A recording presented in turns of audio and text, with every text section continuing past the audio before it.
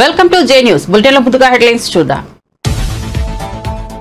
జిల్లా కలెక్టర్లతో సీఎం చంద్రబాబు సమావేశం. కలెక్టర్లకు దిశానిర్దేశం. హార్డ్ వర్క్ అంటే స్మార్ట్ వర్క్ చేయాలన్న చంద్రబాబు.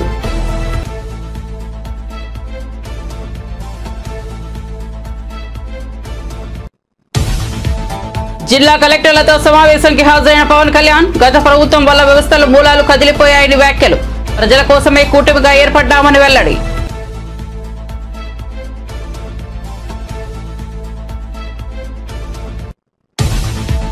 సీఎం రేవంత్ రెడ్డి తెలంగాణ గురించి మాట్లాడుతుంటే దెయ్యాలు వేదాలు వల్లించినట్లు ఉందన్న మాజీ మంత్రి హరీష్ రావు నిప్పులు. రేవంత్ రెడ్డి చరిత్రలో ఏ రోజు జై తెలంగాణ అనలేదు, ఉద్యమంలో పాల్గొనలేదన్న మంత్రి.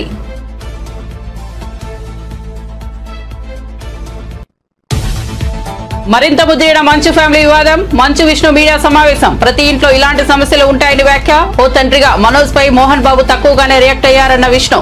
పోలీస్ వ్యవస్థపై గౌరవం ఉంది కాబట్టి సిపిని కలుస్తానని వెల్లడి.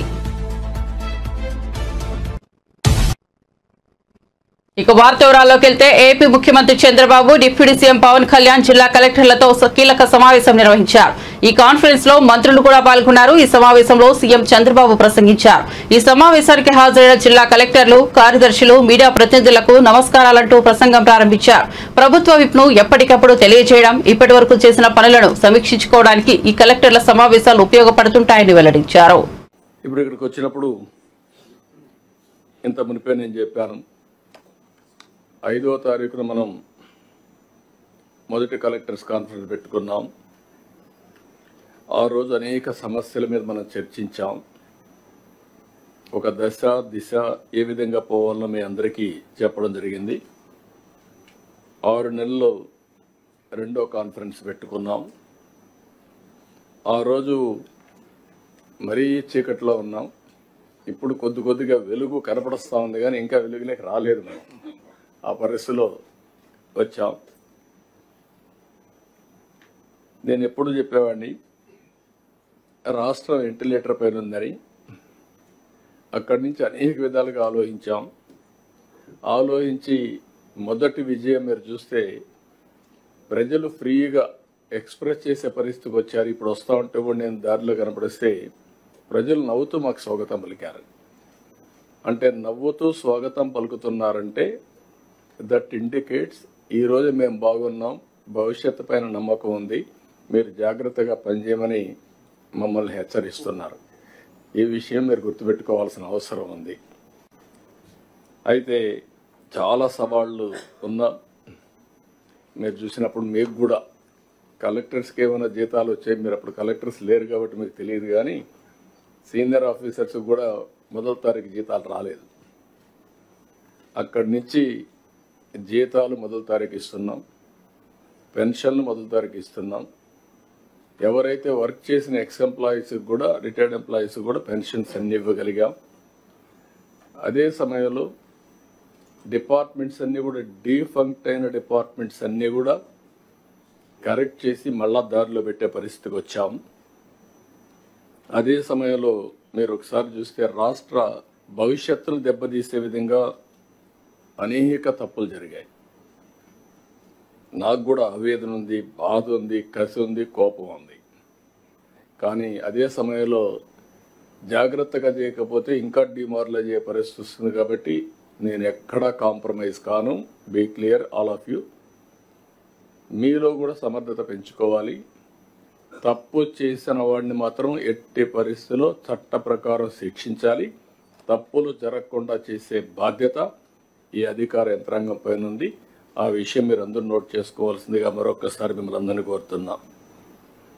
ఎందుకంటే మన బ్రాండ్ దెబ్బతినింది. 5 ఏళ్ళు బయట పోతే అవహేళన చేసే పరిస్థితికి వచ్చారు. అదే మళ్ళీ 6 నెలల్లో ప్రపంచం మొత్తం 1 by 1 మళ్ళీ వచ్చే పరిస్థితికి వచ్చారు. అంటే దీనికి కారణం విశ్వసనీయత, నమ్మకం.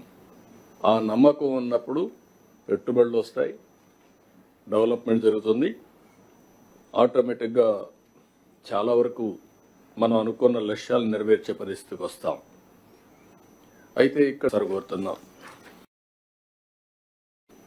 ఇప్పుడు ఇక్కడికి వచ్చినప్పుడు ఇంత మునిపే నేను చెప్పాను, 5వ తారీఖున మనం మొదటి కలెక్టర్స్ కాన్ఫరెన్స్ పెట్టుకున్నాం.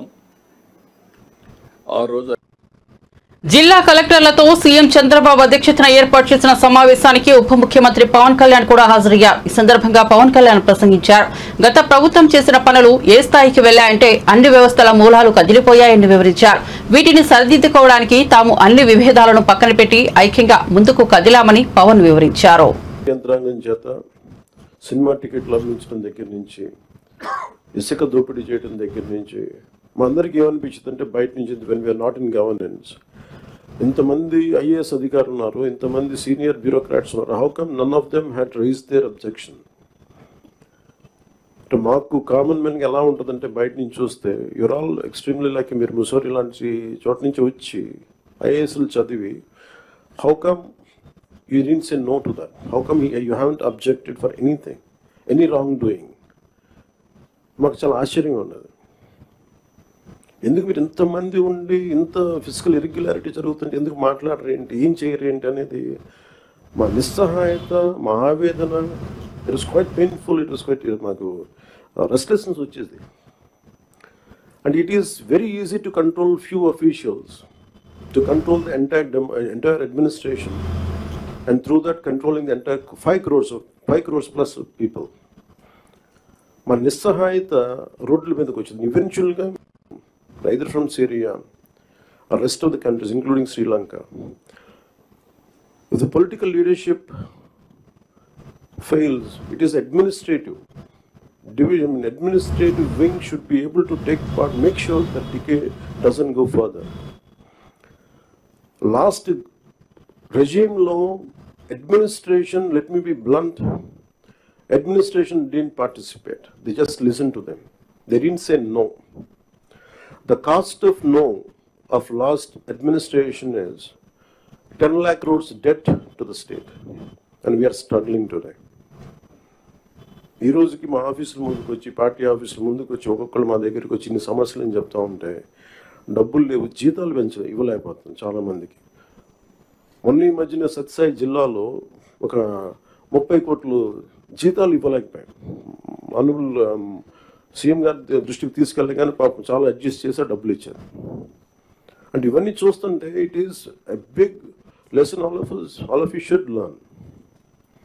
ఎందుకంటే ఫైనల్గా మీకు బ్లంట్గా చెప్తాను, ప్రజలు తిరగబడతారు. We had seen Syria, been seeing in Syria, being in Sri Lanka and so many other countries. మనం ఎక్కడ లాస్ట్ టైం దూరంలో లేవు. సీఎం రేవంత్ రెడ్డి తెలంగాణ ఉద్యమం ఏర్పాటు గురించి మాట్లాడడం దయ్యాలు వేదాలు వల్లించినట్లు ఉందని బీఆర్ఎస్ ఎమ్మెల్యే హరీష్ రావు ఎద్దేవా చేశారు. సంగారెడ్డిలో ఏర్పాటు చేసిన మీడియా సమావేశంలో ఆయన మాట్లాడుతూ తెలంగాణ ఉద్యమంలో ఒక్కరోజు కూడా రేవంత్ రెడ్డి పాల్గొనలేదని, జై తెలంగాణ అనలేదని, అసలు ఆయనకు తెలంగాణ ఉద్యమం అమరవీరుల గురించి మాట్లాడే హక్కు లేదన్నారు. కేసీఆర్ ఆమరణ దీక్షతో డిసెంబర్ 9న తెలంగాణ ప్రకటన వెలువడనుందని, తెలంగాణ ఏర్పాటు ఆలస్యం కావడానికి కారణం కాంగ్రెస్ పార్టీ అని మండిపడ్డారు. ఎవరో దయతో తెలంగాణ వచ్చిందనడం ఉద్యమాన్ని, అమరవీరులను అవమానించడమే అన్నారు. 9 ఉద్యమాన్ని ఇనుపకాలతో తొక్కింది ఇందిరమ్మ రాజ్యం. అసెంబ్లీ ముందు అమరవీరుల స్తూపం ఏదైతుందో ఆ స్తూపమే కాంగ్రెస్ జరిపిన దమనకాండకు గుర్తుగా అసెంబ్లీ ముందు అమరవీరుల స్తూపం ఉంది. ఆ స్తూపం కింద బుల్లెట్లుంటాయి. 1969 ఉద్యమంలో 369 మందిని కాంగ్రెస్ పార్టీ కాల్చి చంపితే ఆ కాంగ్రెస్ యొక్క దమనకాండ, కాంగ్రెస్ పొట్టన పెట్టుకున్న 369 మందికి సూచికగానే ఇవాళ అసెంబ్లీ ముందు అమరవీరుల స్తూపం ఉన్నది. జై తెలంగాణ అన్న పాపానికి, నేరానికి, అదొక నేరం కింద 369 మందిని కాల్చి చంపింది కాంగ్రెస్ పార్టీ కాదా? ఆ రోజు తెలంగాణ ప్రజాసమితిని చెన్నారెడ్డి గారి నాయకత్వంలో ప్రజలు గెలిపించి తమ ఆకాంక్షను కేంద్ర ప్రభుత్వానికి చాటి చెప్పితే తెలంగాణ ప్రజాసమితిని కాంగ్రెస్ లో విలీనం చేసుకొని తెలంగాణ ప్రజల ఆకాంక్షల్ని కాలరాసింది కాంగ్రెస్ పార్టీ. ఏ నాయకునికి పదవి రాకపోయినా తెలంగాణ పేరిట దుకాణం పెట్టాలి, పదవి రాగానే దుకాణం బంద్ చేయాలి. ఇది కాంగ్రెస్ పార్టీ నాయకుల చరిత్ర. ఎందుకంటే కాంగ్రెస్ పార్టీ మొదటి నుంచి కూడా మీరు అన్యాయమే చేసింది. వద్దంటే తెలంగాణను ఆంధ్రలో కలిపింది. ఫజల్ అలీ కమిషన్ రిపోర్ట్ను బుట్టదాఖలు చేసిండ్రు. 69 ఉద్యమంలో 369 మందిని కాల్చి చంపిండ్రు. ఆ తర్వాత ప్రజాసమితిని 11 ఎంపీలు గెలిపిస్తే వాళ్ళను కాంగ్రెస్ లో కలుపుకొని ప్రజల ఆకాంక్షల్ని కాలరాసిండ్రు.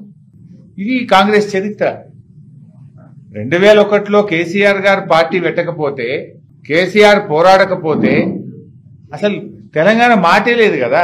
2001లో కేసీఆర్ పార్టీ పెట్టక ముందు తెలంగాణ శాసనసభలో, ఆంధ్రప్రదేశ్ శాసనసభలో తెలంగాణ పదం నిషేధించిండ్రు. ఎవరన్నా ఎమ్మెల్యే అసెంబ్లీలో లేచి నా తెలంగాణ అంటే, ఏ తెలంగాణ అనే పదం అసెంబ్లీలో నిషేధించడం, నువ్వు తెలంగాణ అనొద్దు, వెనుకబడ్డ ప్రాంతం అనాలి. ఇది నాటి పరిస్థితి. ఎవరు దీనికి కారణం? 50 ఏళ్ళు ఈ రాష్ట్రాన్ని పాలించిన కాంగ్రెస్ కావచ్చు, 16 ఏళ్లు పాలించిన తెలుగుదేశం. 66 ఏళ్ల మీ పాలనలో ఏం చేసిండ్రు? జై తెలంగాణ అనే పదాన్ని నిషేధించారు. అసెంబ్లీలో ఎమ్మెల్యేలు ఎవరు తెలంగాణ పదం ఎత్తే అవకాశమే లేకుండా చేసిన రోజుల్లో కేసీఆర్ గారు పార్టీ పెట్టి తెలంగాణ సాధించారు. కేసీఆర్ పార్టీ పెట్టకపోతే అసలు తెలంగాణ పదమే లేదు కదా. తెలంగాణ రాష్ట్రం ఎక్కడిది? తెలంగాణ అనే పదమే లేకుండా చేసిన చరిత్ర మీది. ఇక మీరు మేము తెలంగాణ ఇచ్చినామని చెప్తే దయాలు వేదాలు వలిచినట్టు కాదు. ఇది 69 ఉద్యమాన్ని ఇనుపకాలతో తొక్కింది ఇందిరమ్మ రాజ్యం. అసెంబ్లీ ముందు అమరవీరుల స్తూపం ఏదైతుందో ఆ స్తూపమే. కూటమి ప్రభుత్వంపై మాజీ సీఎం జగన్మోహన్ రెడ్డి ఫైర్ అయ్యారు. ప్రకాశం జిల్లా వైఎస్ఆర్ కాంగ్రెస్ పార్టీ ప్రతినిధులతో ఆయన సమావేశం నిర్వహించారు. ఈ సందర్భంగా వైఎస్ జగన్ మాట్లాడుతూ అధికారంలోకి వచ్చిన 6 నెలలకే ఎన్నడూ లేనంత వ్యతిరేకత ఈ ప్రభుత్వంపై కనిపిస్తోందన్నారు. వైసీపీ హయాంలో పలావ్ పెడితే సీఎం చంద్రబాబు బిర్యానీ పెడతారనుకున్నారని, ఇప్పుడు ఆ రెండు పోయాయని చెప్పారు. మన వ్యక్తిత్వం విశ్వసనీయ వల్లే రేపు మళ్లీ అధికారంలోకి వస్తామని వైఎస్ జగన్ ధీమా వ్యక్తం చేశారు. చంద్రబాబు చెప్పిన అబద్దపు హామీల పట్ల ప్రజలు ఆగ్రహంతో ఉన్నారని, దానివల్లనే డైవర్షన్స్ పాలిటిక్స్ కు పాల్పడుతున్నారని మండిపడ్డారు. ఇవన్నీ ప్రజలకు నాసిరకం బియ్యం సప్లై కావడం వల్ల, ప్రజలకు సరిగ్గా బియ్యం సప్లై చేయకపోవడం వల్ల ఇది రివర్స్. ప్రజల దగ్గర నుంచి ఈ డీలర్లు కొనుక్కోవడం, ఈ డీలర్ల దగ్గర నుంచి ఎమ్మెల్యేలు తీసుకోవడం, ఎమ్మెల్యేల దగ్గర నుంచి ఎక్స్పోర్ట్స్. ఇది జరుగుతూ ఉండదు. ఇప్పుడు తప్పు వీళ్ళు చేస్తూ ఉండి ఇంకొకరి మీద ఏళ్ళెత్తి చూపిస్తారు. మన హయాంలో దళారీ వ్యవస్థను పూర్తిగా తీసేసి ప్రతి రైతుకు కనీస మద్దతు ధర ఖచ్చితంగా వచ్చేట్టుగా ఆర్బీకేలే వాళ్లకు పేమెంట్ స్లిప్స్ ఇచ్చేట్టుగా మన ప్రభుత్వంలో జరిగితే, రైతుకు ఏ మిల్లుకు తాను పోవాలి అనేది పూర్తిగా పక్కన పెట్టేసి పలాని మిల్లుకే మీరు పోవాలి అనేది తీసేసి రైతుకు మిల్లర్కు సంబంధం లేకుండా చేసిన పాలన మంది. ఆర్బీకే దగ్గరనే మీకు ఎంత రేటు వస్తుంది అని చెప్పి అక్కడే స్లిప్స్ ఇచ్చే కార్యక్రమం జరిగింది, మన హయాంలో జరిగింది. ఈరోజు ఏం జరుగుతూ ఉంది? రైతులు పంట చేతికి వచ్చేసరికి ఈ క్రాప్ లేదు, ఆర్బీకే వ్యవస్థ నీరు గారిపోయింది, ఆర్బీకే దగ్గర కొనుగోలు చేసేవాడు లేడు. సో రైతులు గత్యంతరం లేక మిల్లర్ల దగ్గరికి పోవడం, మిల్లర్లు 300 రూపాయలు 400 రూపాయలు తక్కువ రేటు కొనుగోలు చేయడం, ఇది ఇప్పుడు జరుగుతూ ఉంది. అన్ని రకాలుగా సర్వనాశనం చేస్తూ ఉన్న ఈ పరిస్థితుల మధ్య, ఈ డైవర్షన్ పాలిటిక్స్ మధ్య ఈరోజు మనం పార్టీ బలోపేతానికి, పార్టీ బలోపేతంతో పాటు ప్రజల తరపున మనం నిలబడడానికి ఏ రకమైన ఉద్యమం చేయాలి, ఎలా ఉద్యమాలు చేయాలి అని చెప్పి ఆలోచన చేయడానికి మనం అంతా కూడా ఈరోజు సన్నద్ధమైనాం. ఎందుకంటే ప్రజల తరపున మళ్ళీ పోరాటం చేయాల్సిన సమయం వచ్చింది. ప్రజల తరపున ప్రజలకు దగ్గర కావాల్సిన సమయం వచ్చింది. ప్రజలు ఇబ్బందుల్లో ఉన్నప్పుడు మనం ఉన్నాము అన్న భరోసా ప్రజలకు మనం ఇవ్వాలి. ప్రతి అడుగులోనూ వ్యతిరేకతే. ఒకవైపున చేయాల్సిన ఏ మంచి పని జరగలేదు. సూపర్ 6లు లేవు, సూపర్ 7లు లేవు. మరోవైపున వ్యవస్థలన్నీ పూర్తిగా నీరు గారిపోయాయి. విద్యారంగం కానీ, వైద్య రంగం కానీ, వ్యవసాయ రంగం కానీ, డోర్ డెలివరీ కానీ, గవర్నెన్స్ కానీ. మరోవైపున చూస్తే బాధుడే బాధుడు. కరెంటు బిల్లులు ముట్టుకుంటే, కరెంటు బిల్లులు ఈరోజు ముట్టుకుంటే ఈ నెల స్టార్ట్ అయింది. ఇంకా మొదటి డోసే 6,000 కోట్ల రూపాయలకు సంబంధించిన మొదటి డోసు ఈరోజు ఇచ్చినాడు ఈ నెల బిల్లులో. నవంబర్ నెల బిల్లు, డిసెంబర్ నెల బిల్లు, ఏ ఇంటికి వెళ్ళి కరెంటు బిల్లు ఎంత అని చెప్పి తేడా అడిగితే ప్రతి ఇంట్లో కూడా తేడా కనిపిస్తుంది. కనీసం 300 రూపాయలు పైన రేట్లు పెరిగినాయి. అది ఈ నెలే. రేపు నెల మరో 9,000 కోట్లు వేస్తున్నాడు. ఆ 9,000 కోట్ల భారం కూడా రేపు నెల బిల్లులో కనిపిస్తుంది. Passengers in 2024, reflecting a growth of almost 4 times. The flight moments have jumped from 220 per day to more than 550 flights per day during the same period, which is quite remarkable growth. When we look at the airports across the country, we are very proud with the achievements that the Hyderabad airport has specifically achieved. And in anticipation of the rapid growth in passenger traffic, the terminal capacity has also been increased to 34 million per annum recently, which is also very good for the passengers. And this APOC facility that we are starting today totally aligns with that vision that I have for the country, and especially when I took charge as the Minister for Civil Aviation, the word that I used specifically in how I am going to deal with civil aviation was I want to create ease of flying. I want to make it more passenger-centric. And how do you do that is to bring in the available technology that is there today into the day-to-day operations for the airlines, for the airports and other technologies. The mission to onboard people from even the remotest corners of the country onto the aircraft, which he famously says, Hawai chappal se Hawai jahaj ka safar. This has become a reality today in this country. And today, air travel is no longer a luxury or only for the elite, but a common mode of transportation for millions of Indians. So my seeing of civil aviation is more like a civilian aviation. That is what I wanted to create in this country. And my vision for the next 5 years is we have to create 50 more airports in this country itself. When this was the first PPP model, in fact, his vision was much before itself. When he was pulling in the land in Shamshabad to create a greenfield airport, at that point of time, PPP model was not at all a reality in the country. And especially airports with a capacity of 5,000 acres. It was like a political suicide only at that time, collecting 5,000 acres. But he stuck to it. New airport that's going to come to Hyderabad, then it has to have 5,000 acres. It has to have all the capacity that it needs, not only for today, not only for 5 years, but maybe for 30 years, 40 years, 50 years down the line. And that is the kind of vision our leader Nara Chandrababu Naidu had at that time.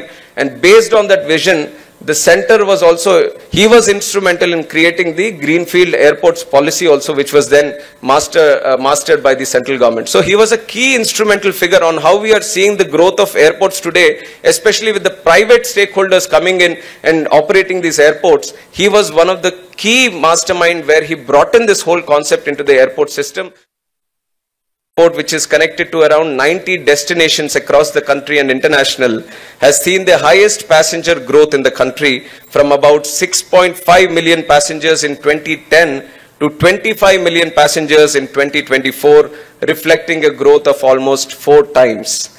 The flight moments have jumped from 220 per day to more than 550 flights per day during the same period, which is quite remarkable growth. When we look at the airports across the country, we are very proud with the achievements that the Hyderabad airport has specifically achieved.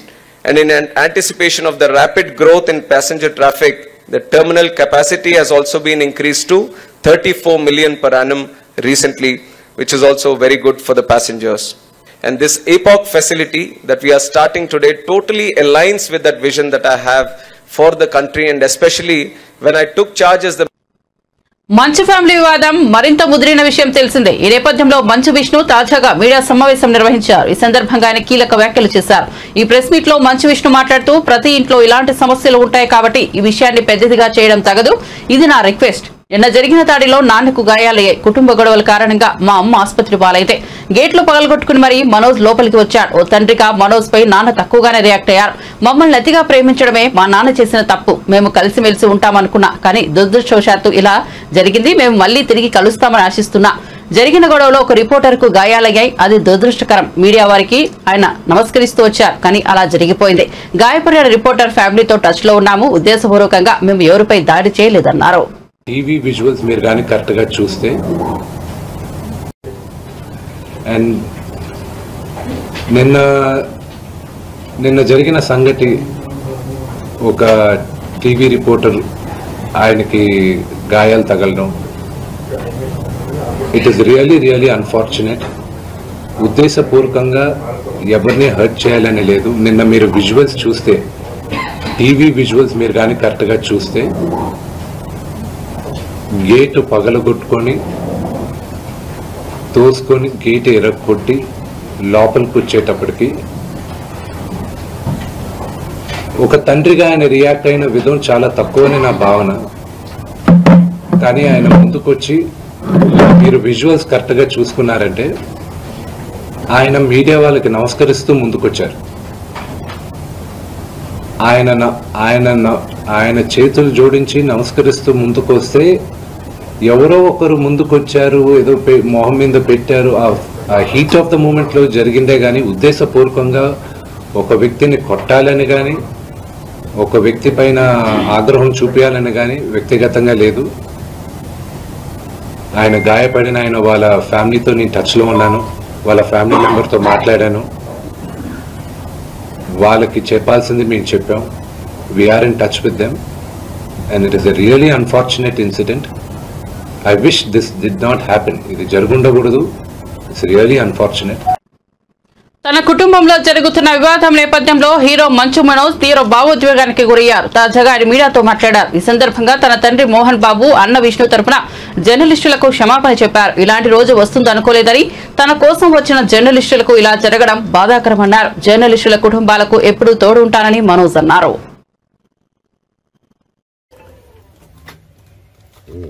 Media మిత్రులకి, ముఖ్యంగా ఇద్దరు అన్నలకి నా క్షమాపణలు.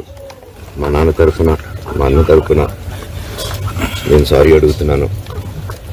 నేను తమ్ముడు అనుకోండి, మీ వాడిని అనుకోండి, మీకు నీ తోడుంటాను. మీకు ఏదున్నా నాకు ఫోన్ చేసేదండి. నేను ఎప్పుడు ఒక్క కాల్ దూరంలోనే ఉంటాను. I will always be that to support you and your family. And I'm sorry. నా కోసం సపోర్ట్ చేసేదానికి వచ్చి మీకు ఇలా జరగడం నాకు చాలా బాధగా ఉంది. నా భార్య పేరు లాగుతున్నారు, 7 నెలల కూతురు పేరు లాగుతున్నారు.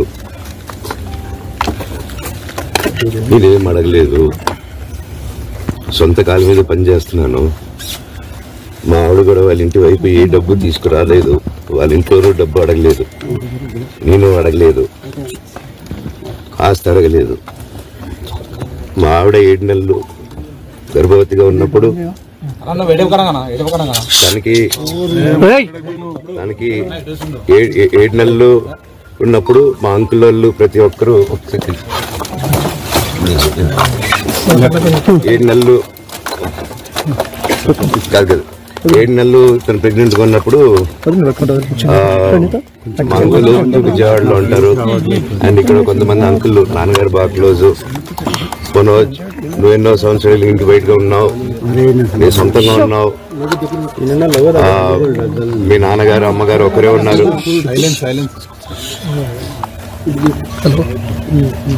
మీ నాన్నగారు అమ్మగారు ఒకరే ఉన్నారు. మీ అన్నయ్య ఏమో దుబాయ్కి షిఫ్ట్ అయిపోయాడు ఫ్యామిలీతో. ప్రయత్నాలు మొదలుపెట్టిన వెంటనే ఫలితాలు రావని, నిరంతర ప్రయత్నాలతోనే ఫలితాలను రాబట్టుకోవచ్చని ఏపీ ముఖ్యమంత్రి చంద్రబాబు పేర్కొన్నారు. మంత్రి లోకేష్ నిరంతర ప్రయత్నం కృషి వల్లే గూగుల్ కంపెనీలతో ఎంఓయూ కుదిరిందని వివరించారు.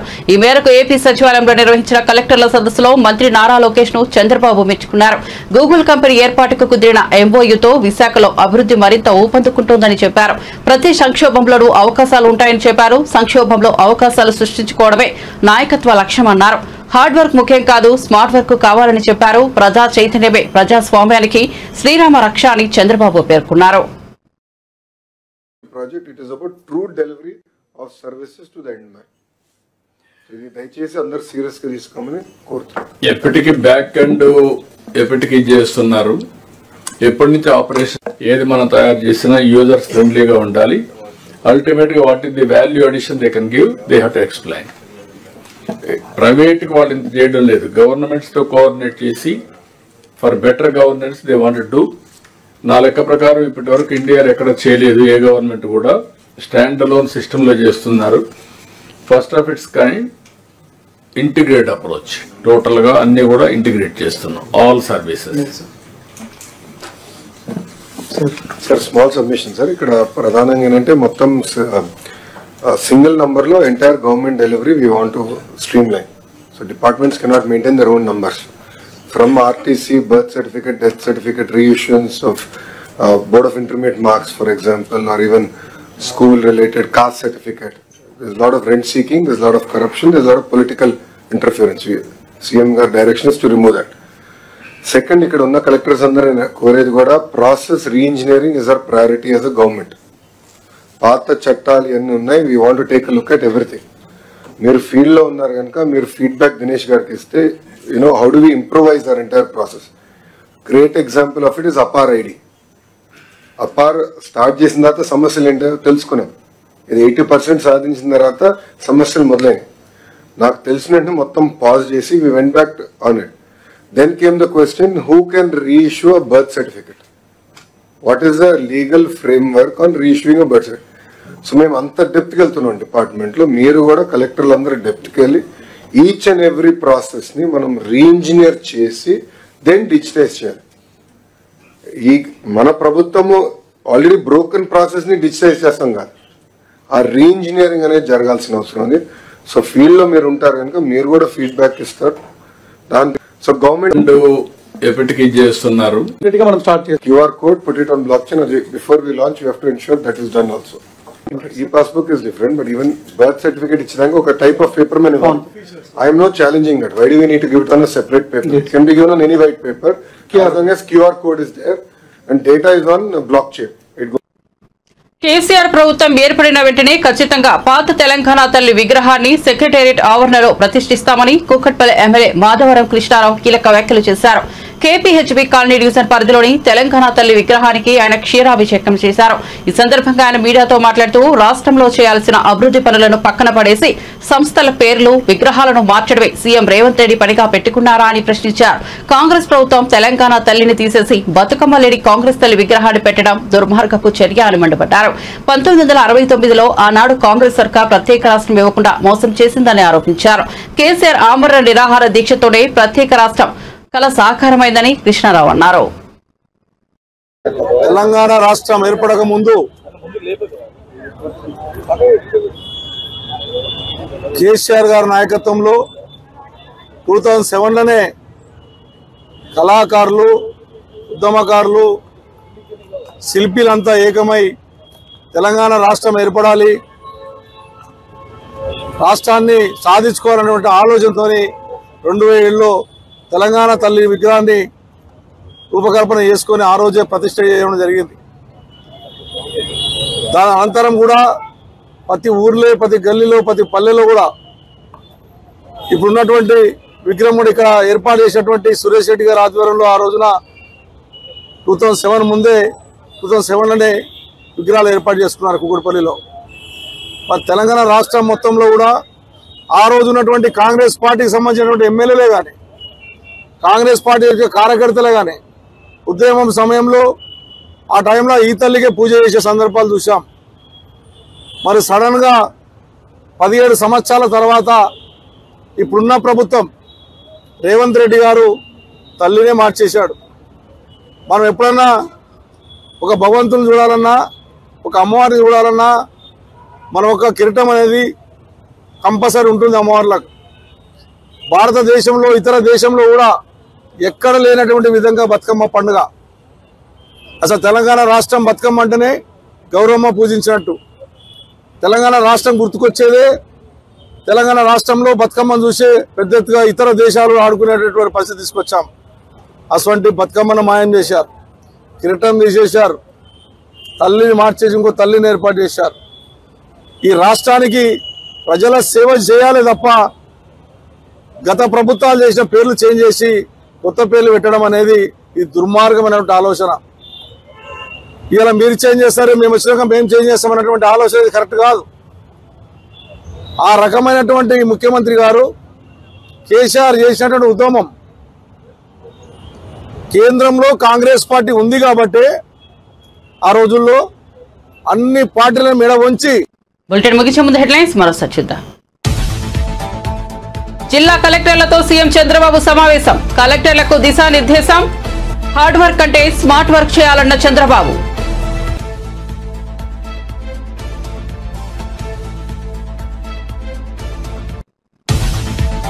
జిల్లా కలెక్టర్లతో సమావేశానికి హాజరైన పవన్ కళ్యాణ్ గత ప్రభుత్వం వల్ల వ్యవస్థల మూలాలు కదిలిపోయాయని వ్యాఖ్యలు. ప్రజల కోసమే కూటమిగా ఏర్పడ్డామని వెల్లడి.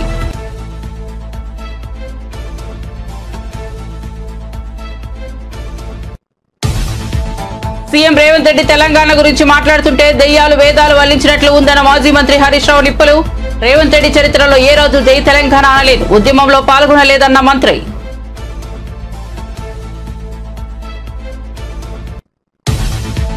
మరింత ముద్రేన మంచు ఫ్యామిలీ వివాదం. మంచు విష్ణు మీడియా సమావేశం. ప్రతి ఇంట్లో ఇలాంటి సమస్యలు ఉంటాయని వ్యాఖ్య. ఓ తండ్రిగా మనోజ్ పై మోహన్ బాబు తక్కువగానే రియాక్ట్ అయ్యారన్న విష్ణు.